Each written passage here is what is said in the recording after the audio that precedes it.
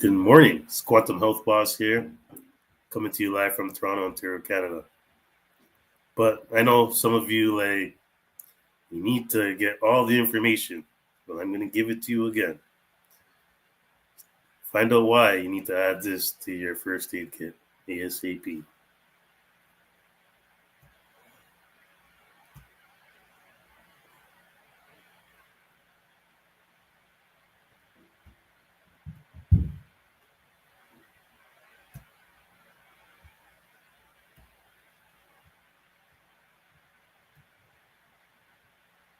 I came to an obscure chemical, and then it was called methylene blue.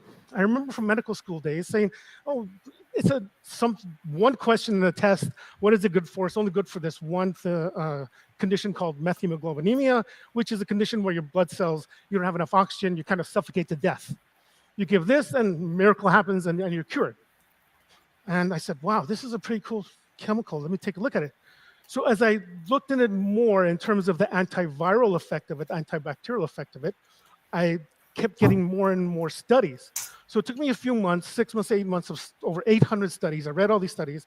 All these things are FDA approved by themselves. If you combine it, what happens? Would it work? I sent it off to a pharmaceutical manufacturing in New York. They made it. They sent it to me. So he tries it. I try it. What'd you think? I don't know. I didn't feel anything. I said the same thing. I didn't really feel anything. I feel good, but I can't say what that is. The following week, COVID hit. Office got shut down. Here we are. We have this medicine that we could have used or doing something, and it's just sitting there. Called up my friends. "Hey, do you have any COVID patients?" "We sure do. Everyone's being rejected from the emergency rooms. There's no treatment. They're just letting them go. They say we can't do anything." So what do we do? "Here you go. Try this. Here you go. Try this." 10, 20, 30, 100% efficacy, no side effect. They had to prove with a PCR test they were positive. 10 days after, you had to show PCR you were negative. Everybody, 100%, no side effects. Then we said, there's something there. 100, 200, 400 patients, 100% efficacy, no side effect, 10 days, all cured. So we went to Mexico City. They were dying by the thousands. So we got accepted to do a study in 2 government hospitals, FDA study in 2 government hospitals in Mexico City. So we go there, and we start the trial. They give us a room, medical room, that says, "Here's your room, you can start your trial." For the first week, not one person showed up. Not one person, even though they told everybody, "Hey, come try this new study. It's going to be good. It's going to be COVID. It'll be fantastic." Then, because their head doctor, the chief was a doctor, told them, "Hey, you got to go get the treatment. This is what it is." They came in, got a treatment. In 2 days, they went back to work. 2 days, okay? The third day, there was a line out the freaking door around the hospital, right, with everybody that was sick coming in. And by that time, I had to come up with a certain different types of formulations. One was an IV. So I came up with IV. Our study is actually sublingual. Okay, so you put it under your tongue, you wear a light for an hour, you were healed. Okay? So we proved it. All right. So one of the doctors got admitted to the emergency from the ER, got admitted to the ICU. She was very, very sick. They said, "Okay, what can you do for her?" I said, "I can try the IV if you want." They said, "Okay, go ahead, try it." But our study was for the oral, sublingual. Don't worry, she's a very important person. You got to treat her. Go to the ICU. She's sick. She's lying in bed. We do the IV. Say, "Okay, the IV protocol. You need 2 days of IV. Then the rest of the 10 days, you're going to do sublingual." "Okay, no problem." We go downstairs. The following day, she's the first person in line out of the ICU. I'm looking at her going, "What the hell are you doing here?" She's going, "After you gave me that IV, I felt so good. I wanted to get out. I signed myself AMA. I'm going to come downstairs. I'm going to get an IV." So she came in. She was getting the IV, and then she said, "Does your medicine do anything else? I said, no, it's just an antiviral. Well, I had this headache from my meningioma. I'm standing there going, you have a meningioma? She goes, yeah, I've had this headache for 8 years because of my meningioma. Yesterday, it disappeared. So our study showed all 3 DNA profiles of the virus depleted to 0 in 3 days. 100% efficacy, 0 side effects, okay? He gets sick. I start him on the IV protocol right away to make sure he's negative. 2 days later, he comes back, says, Doc, there's something wrong. Oh my God, you're gonna be the first side effect. Thank God, because now I really think it's a real medicine, right? You have to have some kind of side effect. It has to be, right? He goes, well, I'm throwing guys like they're paperweights. I've never done that before. Okay, what's going on? Is it a steroid? I'm very afraid, because if it is, they're going to disqualify me, and I'm not going to be able to get my $1 million purse. I said, I swear to you, it's not a steroid. It has no properties. It goes in, does what it does, and comes out. Okay? He goes, no, I think there's something up. I said, no, I promise you, you're not going to be. They're not going to throw you up. He comes back the day later. He goes, I forgot to tell you. I said, oh God, now what? When I usually have to wait in between rounds, it's usually 1.5 minutes. And I usually take 1.5 minutes to be able to get myself back up and going around. Now it's only 20 or 30 seconds. You sure it's not a steroid? I said, I promise you it's not a steroid. It is not. You're not going to be disqualified. He comes back a day later with another complaint. I'm going, oh my God, now what? Well, he says, well, when I go in a ring, I can hear my coaches tell me what to do. Okay? But ever since you started me on this medicine, I can't hear them. My focus is strictly on the guy that I want to kill and destroy, but nothing else. And my reflexes are a little faster. And I said, all right, there's something to this guy. He's not just stating something. There's something going on. So I got so excited that we were able to prove all these things. It's incredible. So that's how we got into methylene blue and just nose dive into everything about methylene blue. So the past 3 years, we have over 3,000 patients that have done all kinds of versions of methylene blue, and we have tons of data regarding the side effects, the good, the bad, the ugly about methylene blue, okay? So bear with me. I hope I don't bore some of you, but let's go over some of the stuff, right? What is methylene blue? It's a dye. It was invented by a chemist so it can dye things blue, right? Then a doctor was using the dye in his laboratory, Dr. Ehrlich, okay? So the German scientist is called Henrik Karl, and the doctor was Dr. Paul Edermann and Paul Ehrlich in 1891. This is a 140-year-old medication, 140 years old, all right?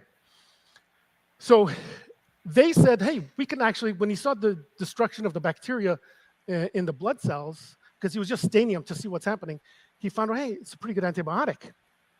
And he found out that it's excellent against malaria, which was rampant back then, okay? And you could kill malaria in 3 days. 3 days. It took a few years, but Matilda Brooks found out that it's a great antidote against carbon monoxide poisoning and cyanide poisoning. Fantastic, all right? And of course, it's a pre-medicated. Back in the 50s, we have one of the first very good, back then, antipsychotics was chlorpromazine. Back then, it was the only thing they had, and it worked really well against psychosis. Excellent. I'm going to stick to the things that's important to us, all right? How we're going to use it, but why? Some of you want to know why. Why does it work the way it does? It is a partial liposomal agent, which means it goes in the mitochondrial matrix. What does that mean? As you were told, we have a few thousand of these little mitochondria. Okay, they are the manufacturers of your gasoline, ATP. That's your gasoline. Without those, you die. So that's where the fuel is being made, where your entire body utilizes. Okay, and you see that's right there where the blue square is pointing to, rectangle. That is inside the mitochondria. It's called mitochondrial matrix and cisternae. That cisternae has these other manufacturing facilities. Complex 1, 2, 3, 4, and 5. That is how your ATP is being produced.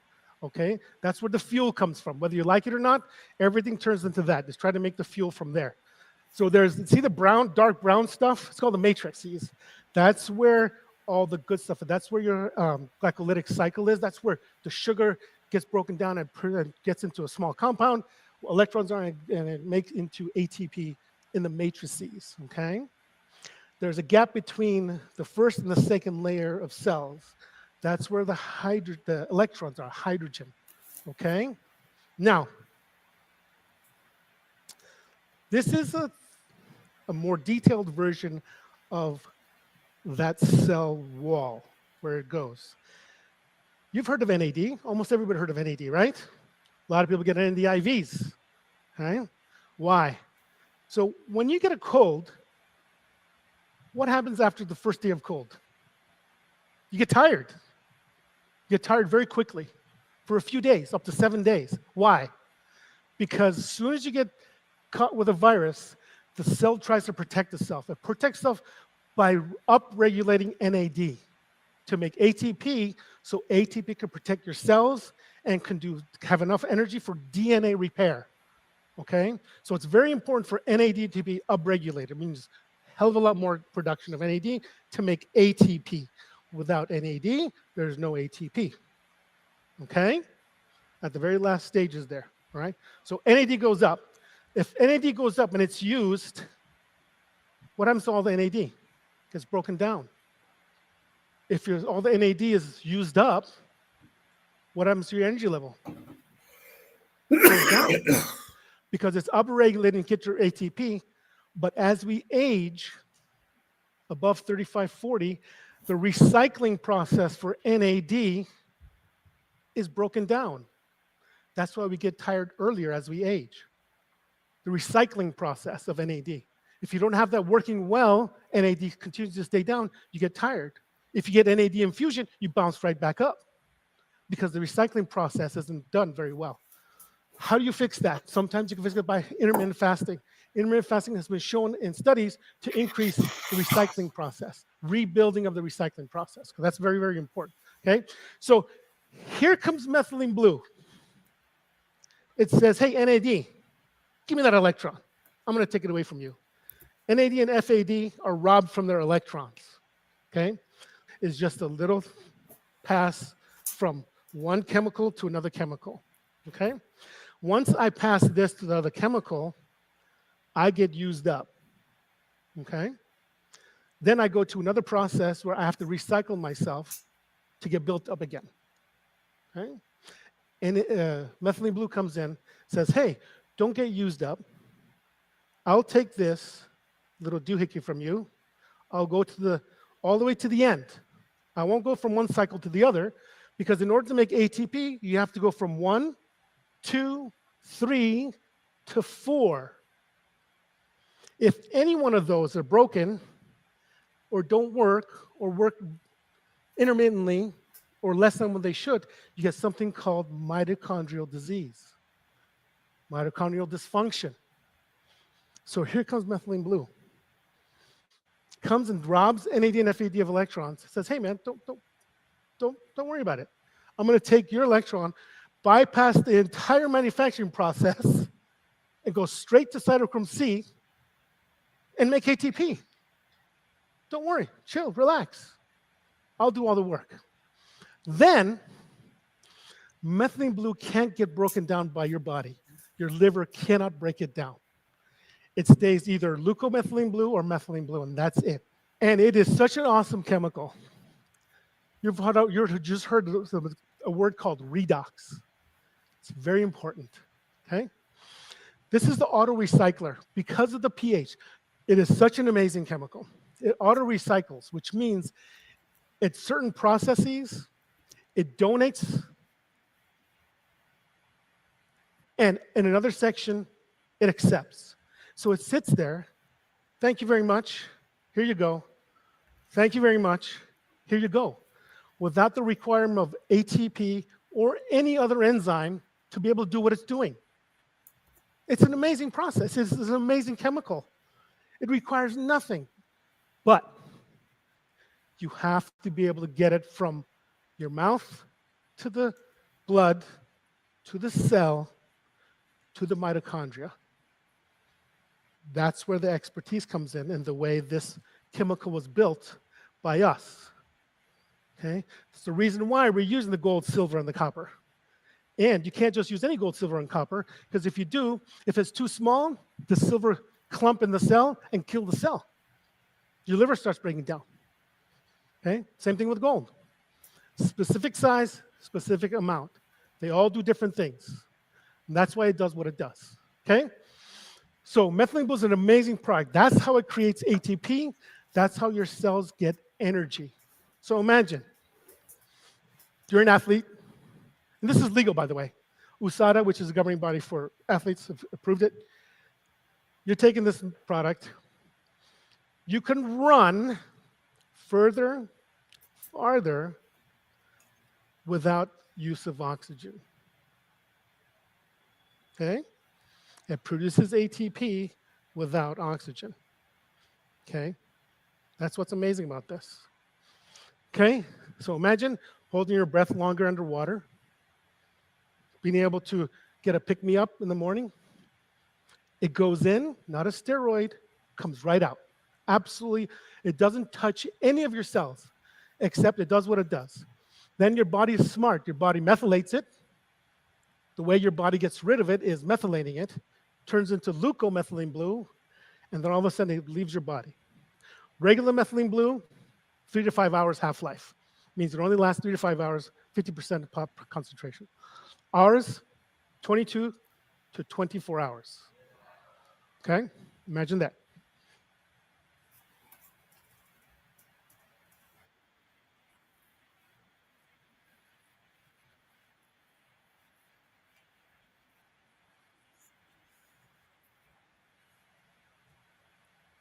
I don't know about you guys, but that was a lot of information already from Dr. Bennett about this thing that I said that should be in your first aid kit. Why don't we pick up where he left off?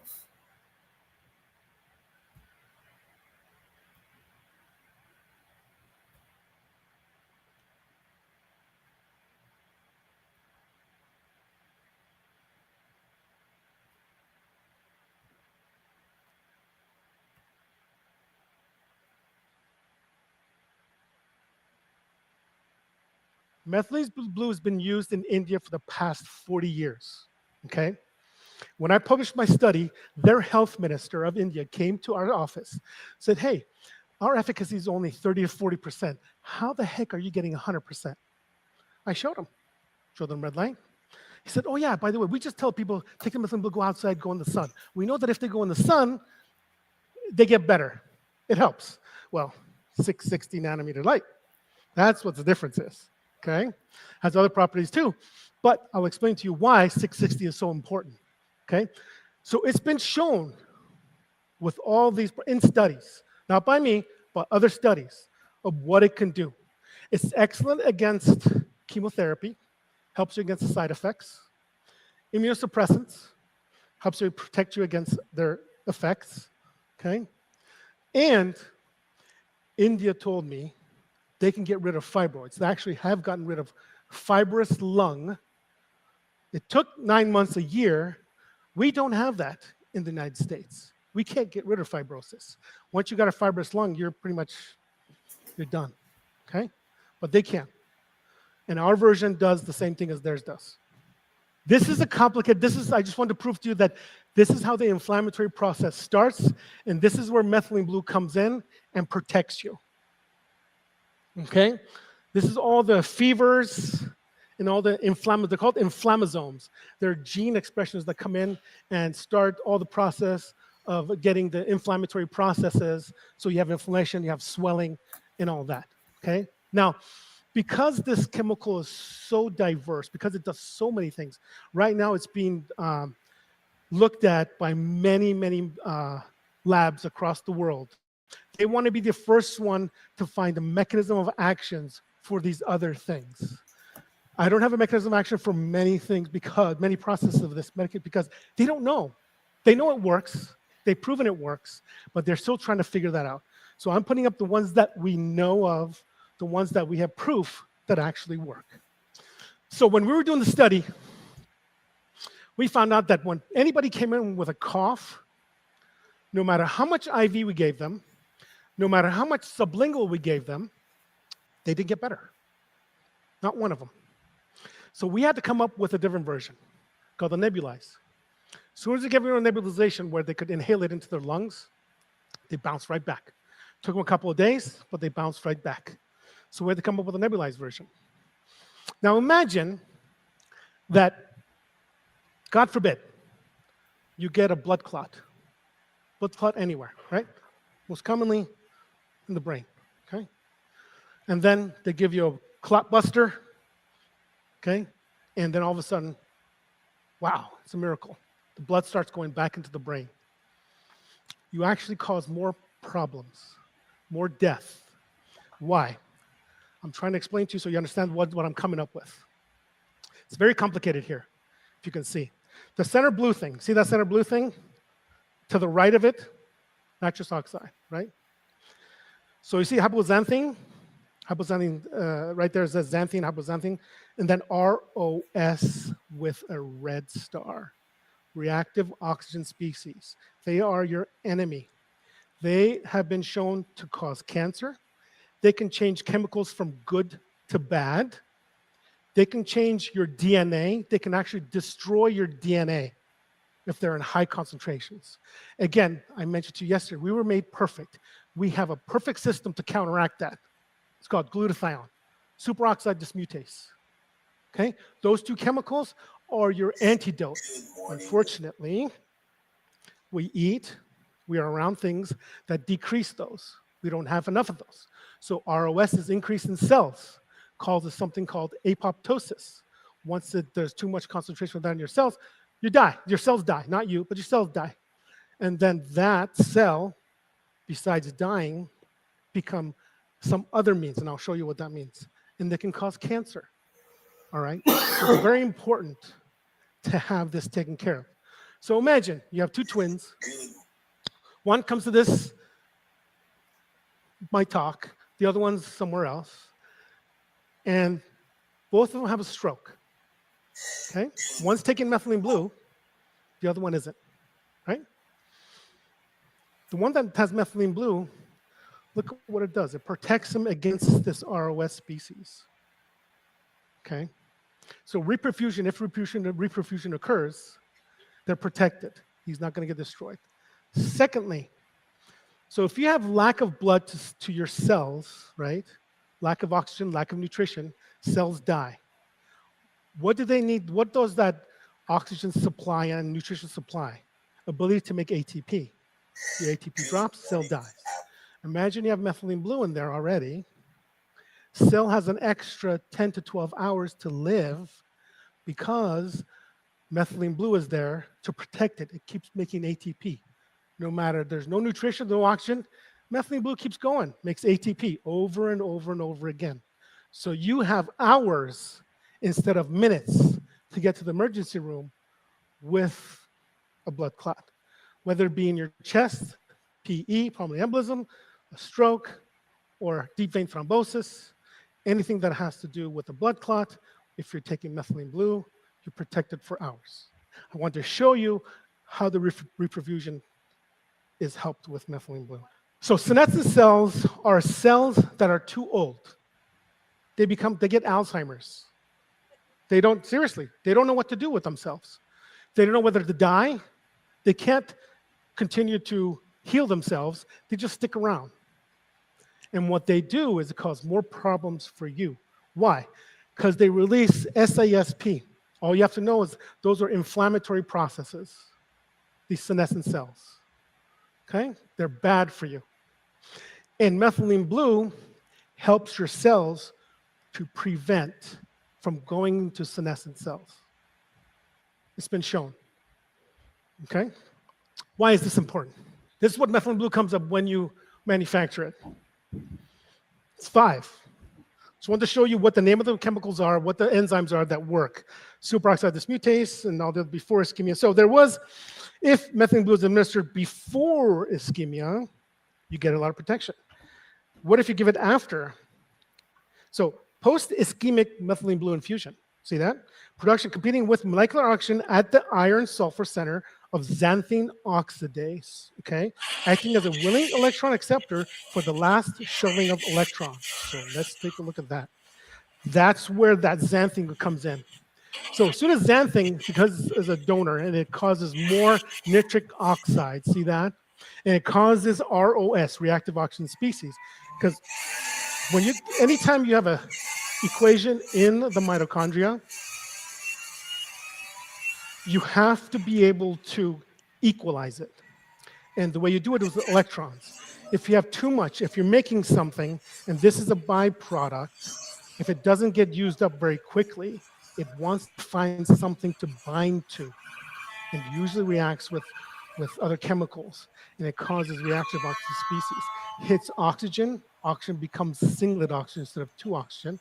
O2 becomes O1, and the electrons, and then you have that reacting with other chemicals in your body, in the cytosol of the mitochondria, okay? So it is proven to help.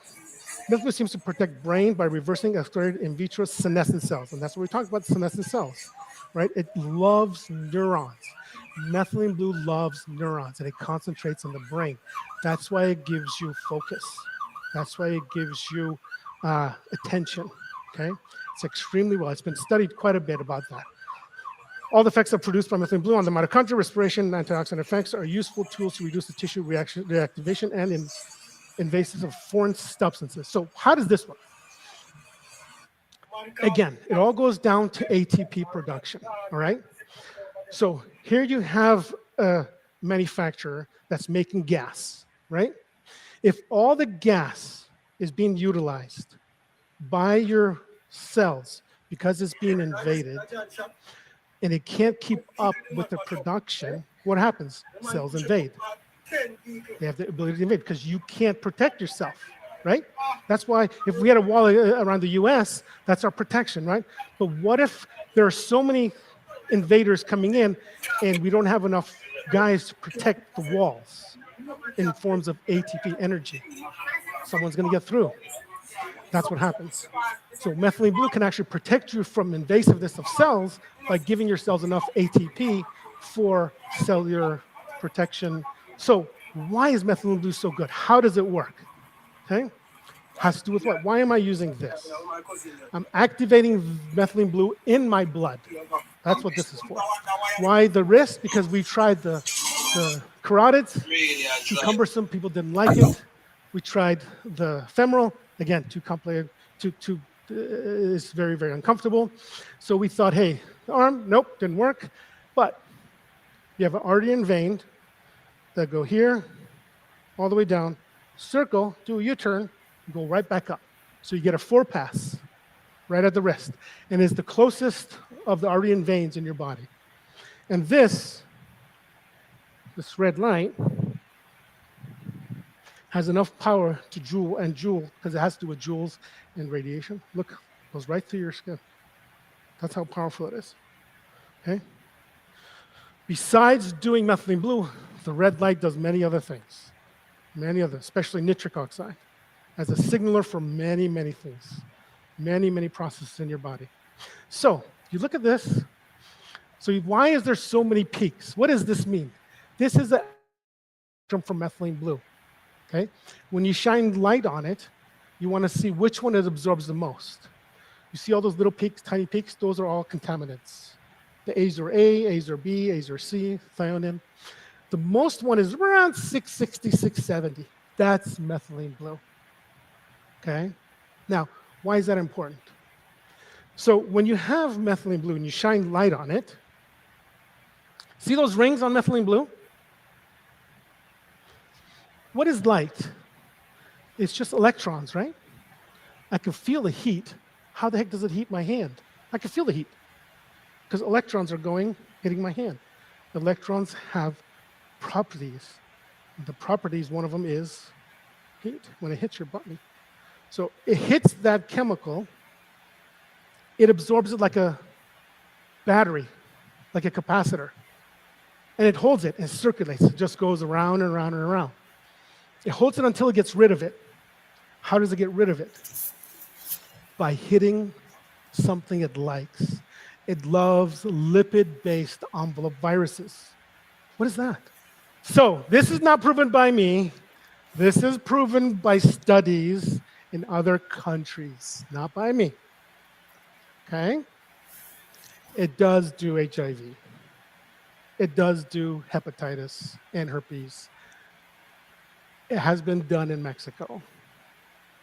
I consult with many firms, many doctors, and we have protocols in place that do these, okay? Excellent against staph, strep, MRSA, and Lyme. It's fantastic against Lyme and MRSA. Strep throat, in a matter of 10 minutes, gone. Okay? It's amazing. Amazing what it does, okay? Malaria, of course, everyone knew because that's what it was invented for, right? Now, there's something there called MAOI, MAO inhibitor. What the heck is that? Remember the fighter? This concentration, reflexes. So this is a monoamine oxidase inhibitor. If you inhibit monoamine oxidase is actually an enzyme that stops all the neurotransmission in your brain. All it means that whenever I want to do something, okay, there is an enzyme, there's a chemical that goes from one place to another, from one nerve to another. Then if you don't stop it, it will continue and continue and continue. You can get seizures. It won't stop. So we have an enzyme that stops it right away. It's called monoamine oxidase inhibitor. So it inhibits that reproduction, right? So this stops that. So what happens? Your serotonins go up. What are serotonins? They're neurotransmitters. Neurotransmitters are for focus, memory, okay, for reflexes. It's all about nerves. And that's what it's good for. Okay? Works beautifully. All right? And I told you about the anti-inflammatory effects of it. Anti-inflammatory effects of like what? MS. Common dosages. This is where everyone's going to get a little bit different, okay? My study was done. Now remember, I had to do a study that I wanted to make sure everyone in the world can take it, which means no matter what medication you were on, no matter what ailment you had, you could take this, okay? All studies that were done on methylene blue where the side effects occur were done at 120 milligrams and above. Those studies were done 600, 1200, 3600 milligrams. And they had such side effects, such huge side effects. So I had to come up with something that had no interaction with anything. So I chose 5 milligrams. The reason I chose 5 is because the silver, the gold enhanced the ability for methylene blue to work tremendously. Multiple times, folds of 50 to 60. It's so incredible how just 5 milligrams works just as effective as 1,200 milligrams of pure methylene blue, okay? But they're still doing tests. This is what they recommend. If you go to a hospital, if you have methylglobinemia, this is what they do. They give you 60 to 120 milligrams 3 times a day. But that is for methylglobinemia, okay? So right now, they're doing 1 to 2 milligrams per kilogram. We're saying an average of 70 kilogram person, that's 140 grams, right? 140 milligrams. So the side effect profile occurs at concentrations of about, let's say, 7 per kilogram. 7 times 70 is what? Close to 500. That's where it starts, 500, not 5. That's pure methylene blue, okay? Our concentrations are much lower. That's why anyone can take it. And we'll go over that why it's that important. So what are some of the applications of biohacking? How can you make it better? It's considered a nootropic, okay? Look at that. Cognitive functions, executive functions, attention, and memory.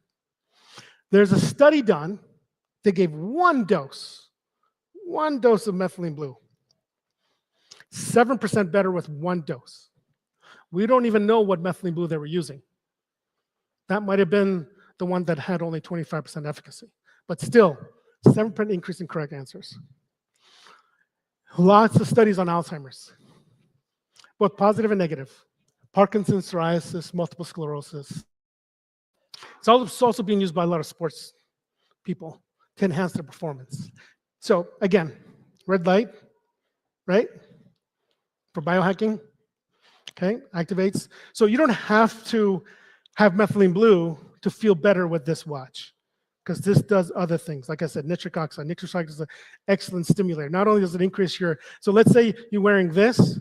Yesterday we're talking about nicotinamide, right? Niacin. Take this, opens up the arteries. Niacin opens up the arteries. But niacin does something different. It increases HDL. What's HDL?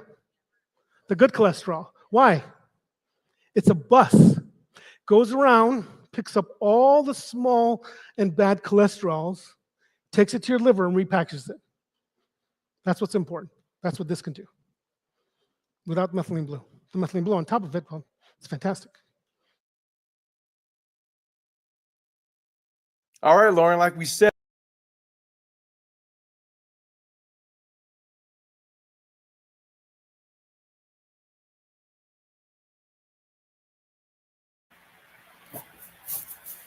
Hopefully you got a chance to watch the video from the top. If you haven't, go back and watch it. But blue can do so much things. Even the red light watch can do so much things. I put the blue in a nebulizer, and yeah, it definitely worked wonders. I took the watch here.